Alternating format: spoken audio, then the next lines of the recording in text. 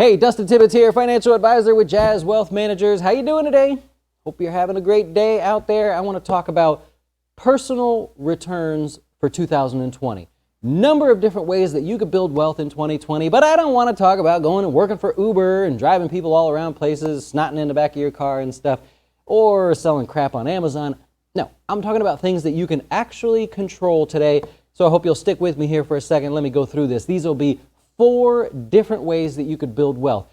We're entering this time, you know it, you've seen the markets, right? They've done really, really well. There's no reason they have to fall, but a lot of people think, okay, we had a 30% return in the S&P 500, 31% total return in 2019. What are the chances that happens again in 2020? It's probably not gonna happen. So this is the year I'm telling all of my customers, you gotta go find ways to improve your personal returns. This is things outside of your investments, things that you can control. And I'm not saying like going and selling ice cream part-time or anything like that. So let's get started with 4 different ways you can do this. Number 1, I want you to check your tax withholding. I've mentioned this numerous times before, but the IRS actually has a really cool tax withholding estimator on their website. You just go type Google search, Irs Tax Withholding Estimator. What that'll do is take you to ask you a bunch of questions. It's going to take a good 10 minutes. I'm not telling you this is a quick one. It's going to take you a little bit of time to do this. You're going to need to know some of these numbers, but I want you to do this. And the reason I bring this up, sort of in passing, I was talking to a customer the other day. We were working on strategy for the new year and everything, and they just happened to mention that they have about a $5,000 tax refund that they get religiously every year. And I thought, okay, I've heard of that before. Maybe that's not too high. Do you make a lot of money? I make about $50,000 a year. She doesn't mind that I'm sharing this with you. I actually put this in our Notes from Jazz email that I send out every weekend. And I was like, okay, you have $5,000 refund. Let's stop here for a second. You make $50,000 a year. We're trying to find ways to improve her personal returns. So if you make $50,000 a year and you get a $5,000 tax refund, I'm like, hang with me here, lady. That's 10% of your income a year. Let's go to the IRS Tax Withholding Estimator and let's just assume that you're able to perfect this and erase that refund and put that money back in your paycheck. Now, you're smart about it. You go do a direct deposit, you invest that money, and let's assume that you have $5,000 that just makes 7%. There's a chance you make more. There's a chance you don't make anything, of course, but we're taking a chance here. Let's assume that's 7%. 7% on $5,000 is $350 that you could make extra a year. If you make just slightly better than 7%, that just increased your personal returns for the year by 1%. It's close to 1%, right? That's about 0.007% or 0.008, but you get what I'm saying here. A small adjustment that she has total control over could increase her personal returns in 2020 by potentially 1%. Maybe it's more. Maybe we're all wrong and the stock market has a 12% year again. Now she's making over 1%. That's what I mean by thinking outside of the box here, trying to increase your personal returns for the year. Small little difference that you can do. So I encourage you to go check that out. Again, it's going to take a little bit of your time to go through there, but it could be worth it. Are you getting a large refund? How much does the government pay you for that refund? Nothing. 0. So we can improve our personal returns. Number 2, I want you to take a look at the investments you have in each one of your accounts. A lot of you have multiple accounts. A lot of our customers have different types of accounts.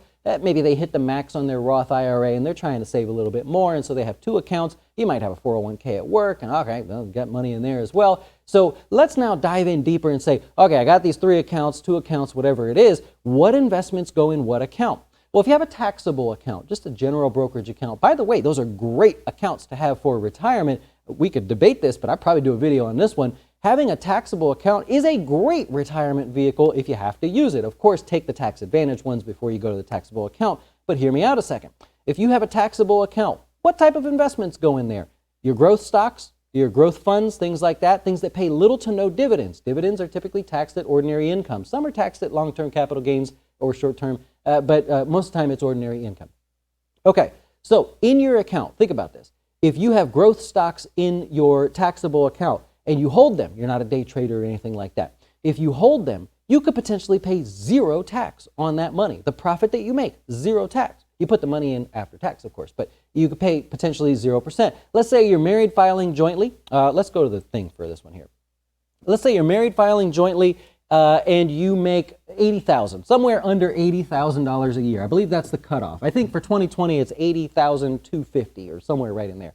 I'm going to use 80,000. I know that's a safe number to use. Okay, you've got a taxable account. And let's say that taxable account gains $1,000 for the year. Long-term capital gains. You put in some money, by the end of the year, you made $1,000. Good job. So if you make under $80,000 and you're married filing jointly, right, you actually don't pay any tax on that. Your tax bill is 0%. And that's why you want to use that taxable account.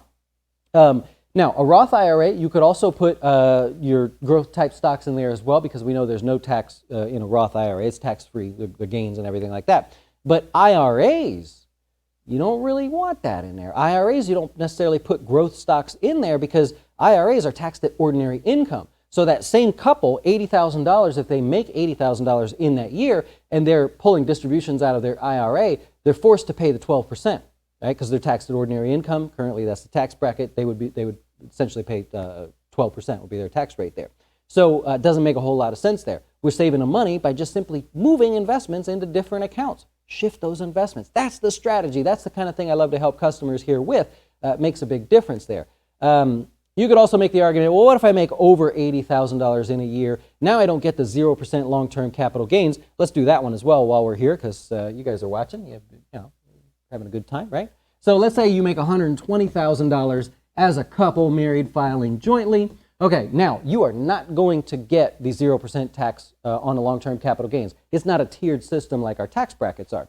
So you're actually going to owe 15% on the same $1,000 profit that you made, assuming you both had the same returns there, okay?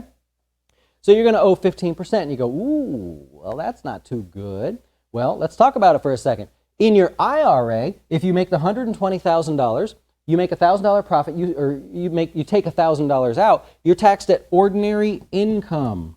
All of a sudden, you're taxed at ordinary income here on these withdrawals. Someone that makes $120,000, marginal tax bracket is going to be 22%, right? Marginal tax bracket, because that's a tiered system there. So I'm not saying you're paying a full 22%, but bottom line is you could be saving money to use a taxable account if you have the right investments in that account. Okay, so think twice about that. As a side note, real quick, because I get this question a lot, if you're contributing to a Roth IRA and you make a lot of money, you're close to that $203,000 threshold where you may not be allowed to contribute anymore, your modified adjusted gross income, you think, okay, well, here's what I've got, some tax-free municipal bonds and things in my IRAs.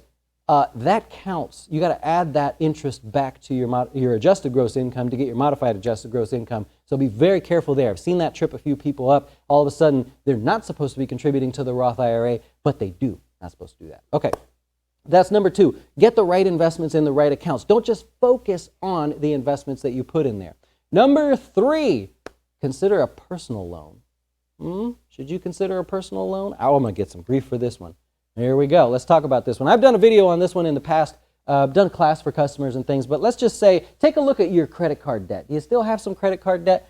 If you have $25,000 in credit card debt, take a look at the interest rate you're paying. Is it high, right? If you have good credit and everything, maybe it's a little bit lower, but if it's high, let's say 16, 17, 18, 19, 20% that you're paying on those credit cards, it may make sense to take the $25,000, go get a personal loan, and maybe you pay 10%, maybe like 10 to 13%, right? Number one, it's a fixed interest rate, first of all.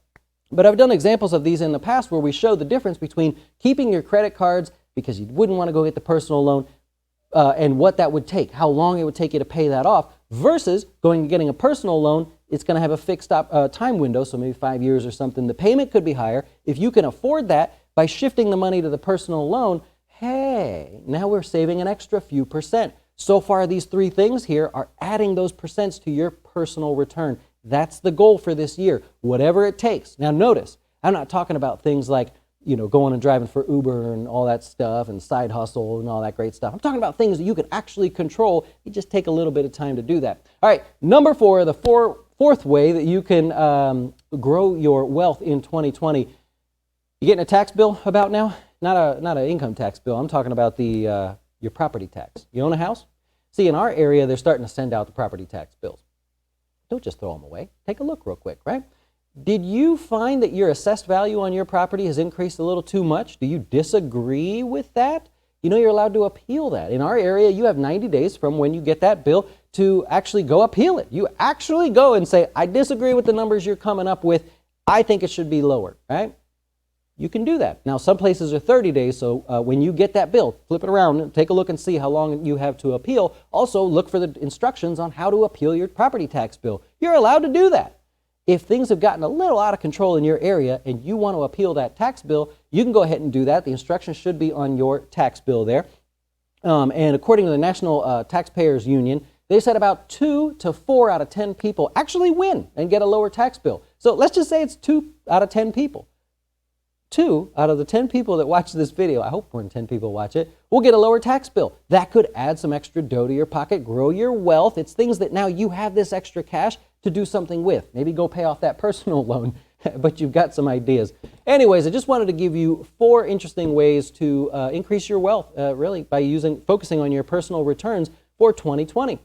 If you want to talk about the stock market, we'll be back later to do the closing beats, a show we do every day to talk about the stock market, things that are happening. You see the markets wiggle around a little bit right now, maybe something we should talk about. We'll keep you updated on that show live on our YouTube channel, Jazz Wealth Managers. I hope you'll join us for that. If you like this video in any way, help us out. Hit the subscribe button. It means something. I'm supposed to ask you to do that. You guys are doing that. I'm very thankful for it. But do me a favor and hit that button. Check us out at Jazz Wealth if you would. Give us a shot. I love it. Everybody's giving us a shot out there. I really appreciate that. Enjoy the rest of your day, and thanks for watching. Good luck in 2020. Why should you choose Jazz Wealth as your retirement or long-term investing service? Our portfolios are managed by us, not some faceless mutual fund manager. Our private classes will teach you everything about investing and getting your dough straight. Best of all, our fiduciary standard means your best interest comes before ours.